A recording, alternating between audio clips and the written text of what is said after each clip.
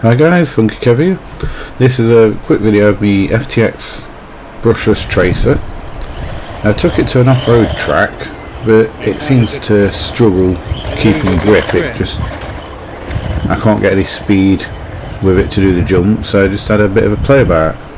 As you see in the video, it just seems to slide all the time and just struggles to get grip. But please enjoy the video.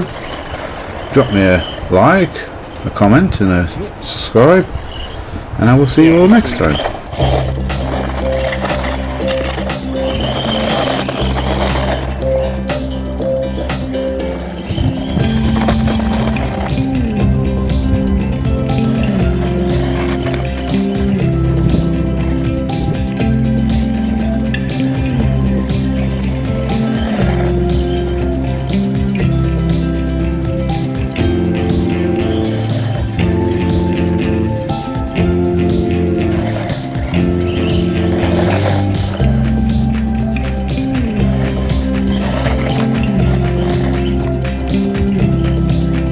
I think this works better on concrete.